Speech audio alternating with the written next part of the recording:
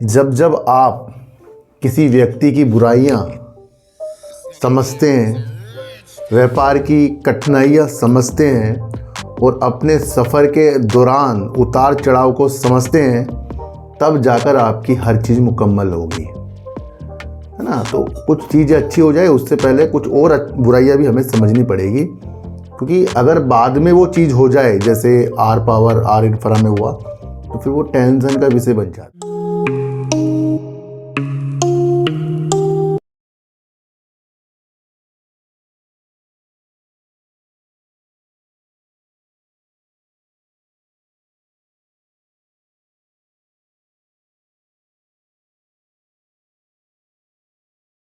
नमस्कार, मैं स्वागत करता हूं आपका अपने ही चैनल पर जिसका नाम है सार्थक बाजार से। आज हम बात करेंगे ओला इलेक्ट्रिक की। आज भी एक न्यूज़ निकल कर आई है, गुड न्यूज़ है, उसके बारे में चीज़ों को समझेंगे और ओला का फिर से थोड़ा सा चीज़ों को समझेंगे ना, क्योंकि ओला भी अच्छी तरह बिल्कुल अच्छा नहीं हुआ है। तो ये तो हमें समझना पड़ेगा। जब तक कि उन चीज़ों को हम साथ लेकर नहीं चलेंगे जो उसके साथ बुराइयाँ हैं, तब तक कि हमें बाज़ार में पैसा कमाने के मौके नहीं मिलेंगे।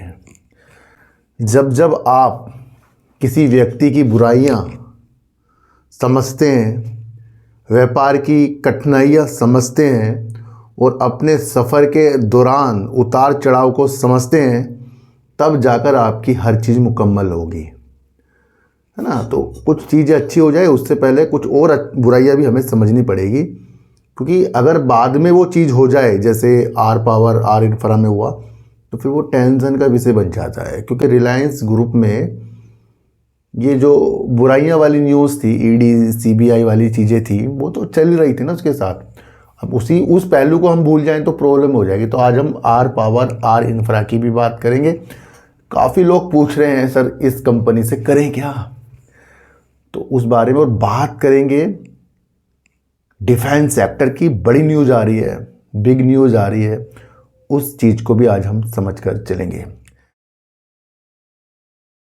के अंदर एक महान व्यक्ति ने कहा है, कुछ बड़े महान व्यक्ति हैं, उन्होंने कहा है कि जब जब आप चीज़ों को जानते हैं और उस पर आप वर्क करते हैं तो वहाँ पर आपकी नीतियाँ जो है आपको गवाही देती है कि हाँ मैं जानकर इस कार्य को किया है, तो उसमें वो सारी प्रॉब्लम आप समझ जाओगे।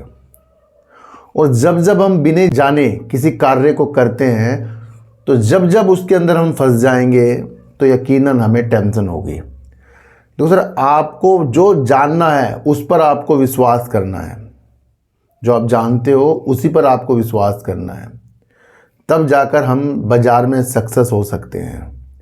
देखो तो मान लो 50 कंपनी है और 50 कंपनी के अंदर कुछ प्रॉब्लमें चल रही हैं और आपने उसकी हर एक विधि को समझ लिया, उसका फंडामेंटल चेक कर लिया, वो आपको नहीं लगा कि भैया फ़िलहाल के लिए कंपनी मेरे लिए बेटर है, तो आपने उसमें एंट्री नहीं की और कुछ लोगों ने कर ली। अब जिस कंपनी में आपने एंट्री नहीं की, बाई चांस वो अच्छी हो गई बाद में, क्योंकि वो तो फिर काम को अच्छा करके अच्छी होगी ना। जैसे अगर हम बात करें अमेजोन कंपनी की, बाहर की कंपनी की बात करें, तो वो शुरुआती तौर में प्रॉब्लम में थी, पर उसके बाद कई हज़ारों गुना उसने जो रिटर्न दिया।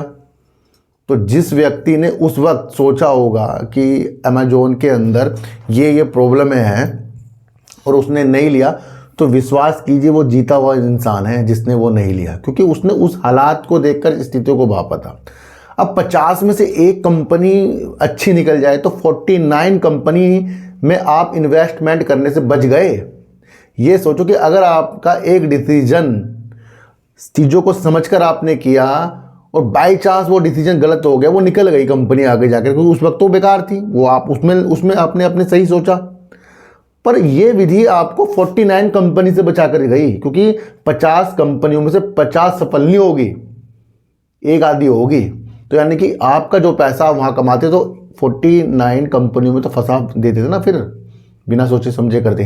तो जो आप जानते हैं, जो आप समझते हैं, वो वैल्यूबल है बाद में जाकर, चाहे वो कुछ ही बन जाए। क्योंकि आज के हालात अगर आप कुछ चीज़ को देख रहे हैं, समझ रहे हैं, तो उस नीतियों से आपको वर्क करना पड़ेगा। ये समझाने का मेरा उद्देश्य इसलिए है क्योंकि हम बाज़ार के अंदर जो भी आपस में डिस्कशन करते हैं तो उसकी अब की हालातों को देख कर करते हैं, चीज़ों को समझ कर करते हैं, और यकीन कीजिए वो हालात हमें बचाते हैं ना। एक आधी निकल गई वो अलग बात है, पर हम कुछ चीज़ों से बच तो जाते हैं कि हर जगह हमारा पैसा नहीं लगता, फिर बाद में उसको पूरा करने के लिए पूरा समय देते रहे हम। फिर अच्छी कंपनी तो वो अलग बात है भाई, अच्छी कंपनी में भी गिरावटें हो जाती है। तो जो आपको जानना है, जो आपको समझना है, उस पर आपको वर्क करना है। किसी की भी बातों में आपको आना नहीं है, क्योंकि आपका डिसीजन आपको बचा रहा है। भले ही उसमें से एक आधा डिसीजन गलत हो जाए, पर वो बाकी चीज़ों को तो बचाएगा ना आपको। तो ये नियम है ना। तो जहाँ आप बच जाते हैं अपने द्वारा, वो आपकी सक्सेस है ना। तो एक आधी चीज़ को आपको भूलना पड़ेगा। आपको बात करूँ, अभी मैंने आपके लिए अडानी ग्रुप पर एक वीडियो बनाई थी, अडानी डिफेंस के ऊपर। और अडानी डिफेंस ने क्या कहा, अगले साल वो क्या कर रहा है। अगले साल से वो एक बड़ा निवेश कर रहा है जो 1.8 ट्रिलियन रुपए का है। और किस चीज़ के लिए कर रहा है, वो डिफेंस सेक्टर के लिए कर रहा है। और डिफेंस सेक्टर में अडानी ग्रुप अच्छा तेज़ी के साथ बढ़ रहा है, इसलिए वो 1.8 ट्रिलियन रुपए जो है इन्वेस्टमेंट कर रहा है। और मैंने आपको पहले भी बताया था कि ऑपरेशन सिंदूर में इसके कुछ उपकरण वहाँ लगे हैं। तो अडानी सेना के उपकरणों के निर्माण के लिए अच्छा खासा वर्क कर रहा है। उसके अंदर 1.8 ट्रिलियन रुपए जो है इन्वेस्टमेंट अगले साल से करेगा। तो यानी कि अडानी भारत के आत्मनिर्भर जो हमारी नीति है उसमें खरा उतरने के लिए वर्क कर रहा है। एक न्यूज़ जो निकल कर आ रही है वो अडानी के इस चीज़ को बताने के 2 दिन बाद निकल कर आई, जहाँ पर 79,000 यानी कि 79,000 करोड़ रुपए सेना के उपकरण जो होते हैं, मतलब कि जो रक्षा के उपकरण होते हैं, जहाँ पर लंबी दूरी की मिसाइल होगी, रडार हो गया, पिस्टल हो गया, अन्य सारी चीज़ें हो गई जो थल सेना, वायु सेना और आपका नौ सेना में यूज होती है, जो हमारी 3 सेना है ना उसमें यूज होती है। उसके उपकरण के लिए भारत सरकार ने मंजूरी दे दी है। और किसकी अध्यक्षता में दी है ये, कि हमारे डिफेंस मिनिस्टर हैं जो राजनाथ सिंह, उनकी अध्यक्षता में 79,000 रक्षा उपकरण खरीदने के लिए मंजूरी दे दी है। अब आप यहाँ समझो कि अडानी जी ने 1-2 दिन पहले हमें एक न्यूज़ बताई जहाँ 1.8 ट्रिलियन रुपए के लिए वो चीज़ें करेंगे। वो कंपनी आती है अडानी इंटरप्राइजेज। यानी कि अब आपको समझना है कि देश के अंदर कौन कौन सी वो कंपनी है जो डिफेंस सेक्टर में वर्क कर रही है। एक तो BDL हो गई, एक हो गया आपका BEL हो गई, लार्सन टर्बो होगी, महिंद्रा डिफेंस होगी, दूसरा अडानी डिफेंस हो गई, गार्डन रीच हो गई, है ना। इस तरह की जो कंपनी है, कुछ सरकारी है कुछ प्राइवेट है, वो डिफेंस सेक्टर में वर्क कर रही हैं। और इस नीति से आप समझिए कि रक्षा क्षेत्र को मजबूत करने के लिए ये कदम उठाया गया है, जहां 79,000 करोड़ रुपए की सेना उपकरण खरीदने की मंजूरी मिल गई है। इंपॉर्टेंट न्यूज़ है, इसे हमें समझकर चलना पड़ेगा, है ना। तो ये बताना बहुत जरूरी। देखो सर, अब हम बात करेंगे आर पावर की। तो सर, आर पावर अपने आप में अब जो है एक संदेह का शेयर बन गया है। किस वजह से, जब एक ही ग्रुप की 2 कंपनियों में से जो दोनों बढ़िया काम कर रही थी और एक की ट्रेडिंग बंद हो जाए तो दूसरी कंपनी उसी ग्रुप की संदेह का विषय बन जाती है।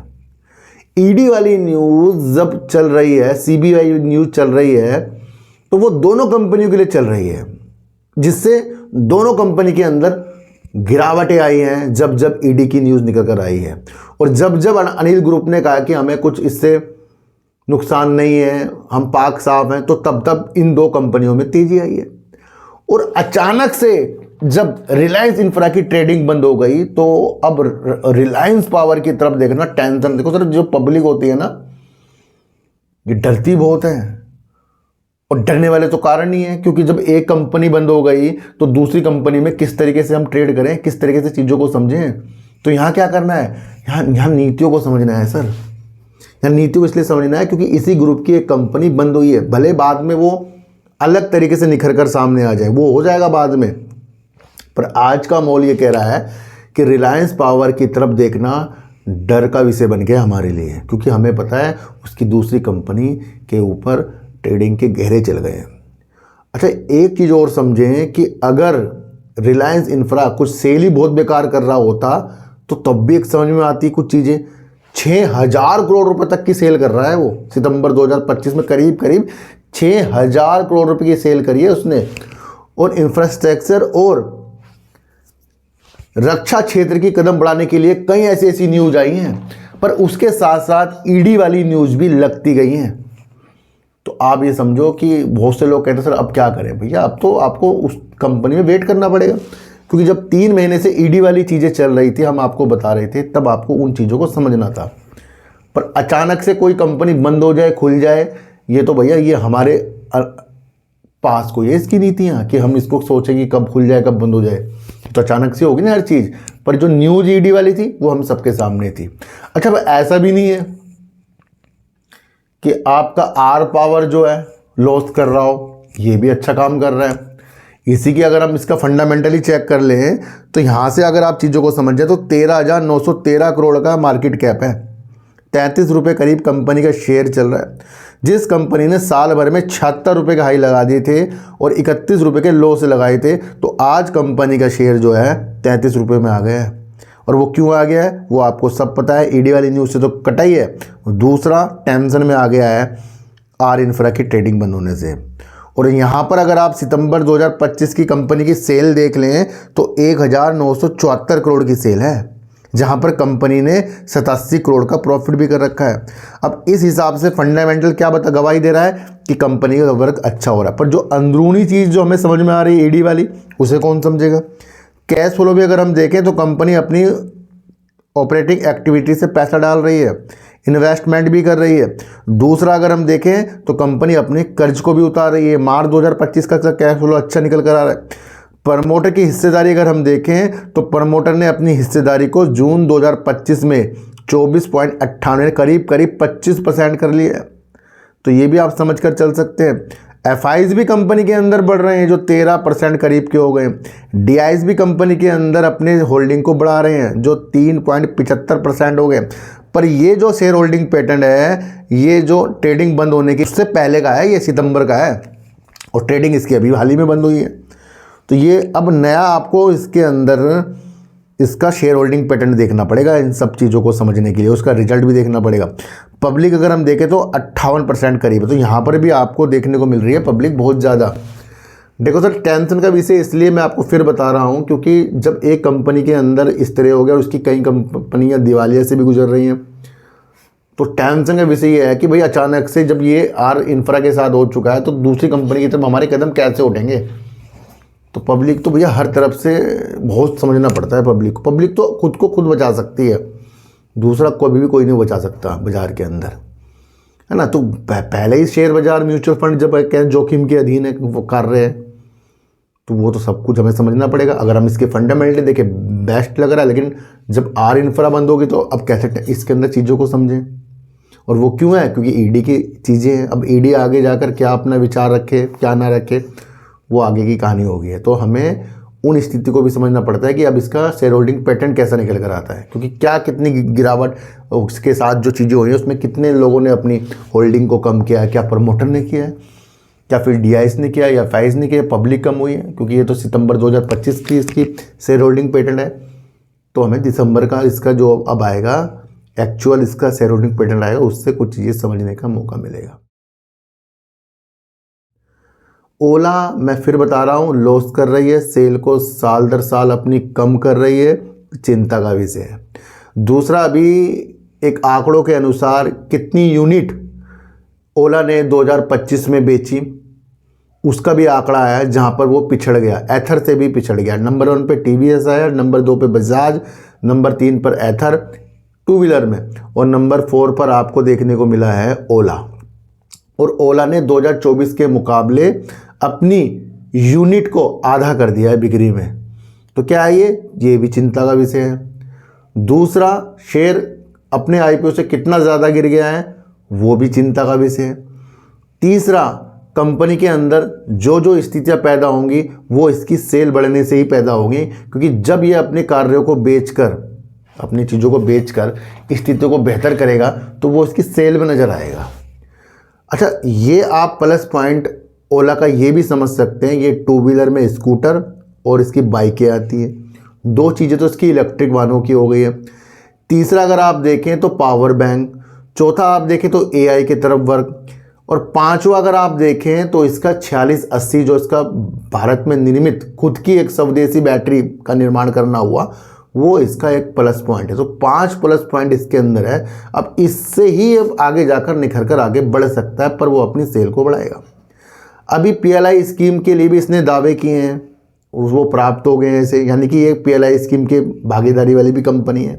फंडामेंटल कंपनी का कमज़ोर है, ये तो आपको हमेशा समझना है।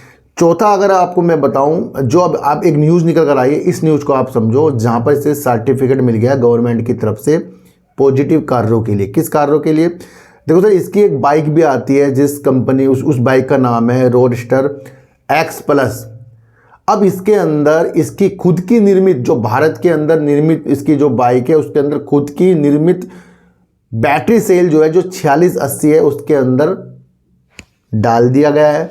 अब इसका प्रमाण पत्र जो है सरकार से मिल गया है, यानी कि अपनी ही बाइक में अपनी ही बैटरी का जो इसने डाला है, और वो करीब करीब 500 किलोमीटर की रेंज प्राप्त करेगी। तो इस तरीके से जो इसे सर्टिफिकेट मिल गया है, इससे ओला के जो आगे की जो इसकी ये बाइक है, इसके अंदर जो इसकी 4680 की बैटरी है, उसके लिए जो प्रमाण पत्र मिल गया है कि भैया ये अब आगे डाल सकते हैं और बेच सकते हैं। तो ये सुनिश्चित कर रहा है कि जल्दी से जल्दी इसकी डिलीवरी भी शुरू हो जाएगी। तो ये एक पॉजिटिव कदम जो है ओला के द्वारा आ गया। देखो सर, एक चीज़ और बताऊं कि शेयर प्राइस जो अपने द्वारा गिर रहा है, सेल अपने द्वारा कम हो रही है, पर सरकार जिस तरीके से इसके कार्यों के अंदर अनुमति दे रही है, सर्टिफिकेट हो गया, PLI हो गया, तो वो भी आपको समझना है कि वो ऐसी वैसी कंपनी को भी नहीं मिलेगा, वो उस कंपनी को मिलेगा जो बेहतर वर्क कर रहा है। तो ये भी आपको समझकर चलना पड़ेगा, जहाँ पर ओला ने ये जानकारी दी है, जहाँ आज इससे ओला के शेयरों में फ़र्क भी पड़ा है ना। तो ये जो वाली न्यूज़ है, अब ये किस तरीके की न्यूज़ है? ये विस्तार की न्यूज़ है। और विस्तार की चीज़ों को आप कब किस लिए देखते हो? शॉर्ट टर्म में देखते हो? बिल्कुल भी नहीं। विस्तार वाली न्यूज़ जो होती है, कंपनी की स्थिति को मजबूत करने के लिए आती है। और अभी हाल ही में अगर हम आप देखें तो कंपनी की क्या सेल मजबूत है? कंपनी का लॉस हो रहा है क्या प्रॉफिट मजबूत है? कंपनी की जो बिक्री आधी होगी क्या वो बिक्री मजबूत है? तो क्या है? अभी कमज़ोर है। तो क्या है ये? शॉर्ट टर्म के लिए न्यूज़ नहीं है। ये क्या हो गया? इस चीज़ से आगे क्या दिशा निकलेगी वो इसकी सेल में आएगा, बिक्री के लिए, जब इसकी बाइकों की बिक्री इस बैटरी सेल के साथ बढ़ेगी। तो ये भी समझाना बहुत जरूरी है। तो मैं आपको वो सारी चीज़ें बता रहा हूँ जो आसान है, जो सब समझ सकते हैं, पर कुछ लोग उसको और हमें बताते नहीं हैं, हमें उलझा देंगे चार्ट में ये वो करके, है ना। तो वो समझिए, अभी जैसे रेलवे में तेज़ी आई थी तो मैंने वो भी आपको चीज़ें समझाई थी। हमारा काम ही समझने का। कल जानता में बहुत अच्छी एक वीडियो बनाई है, दूसरा एक नए शेयर के ऊपर वीडियो बनाई है, कृपया आप उसे भी देख लीजिए, है ना। तो कल की एक वीडियो है जो आपके लिए एक अच्छी खासी वीडियो बनाई गई है, तो वो भी आप समझकर चल सकते हैं। आज की वीडियो आपको कैसी लगी एक बार मुझे ज़रूर बताना। किसी को भी खरीदने बेचने की नीतियाँ मेरे चैनल पर बिल्कुल भी नहीं है। मेरा कोई टेलीग्राम, कोई व्हाट्सएप ग्रुप नहीं है और ना ही आज तक मैंने बनाया। तो सर सच्ची वीडियो देखिए, अच्छी वीडियो देखिए, समझ कर देखिए, चींटी को हटा दीजिए, गाय को रोटी दीजिए और अपने बच्चों को ज़्यादा से ज़्यादा प्यार कीजिए, क्योंकि बच्चे ही आपकी मासूमियत से किस्मत पलटेंगे। तो फिर मिलेंगे आपसे नई वीडियो के साथ, जब तक के लिए नमस्कार।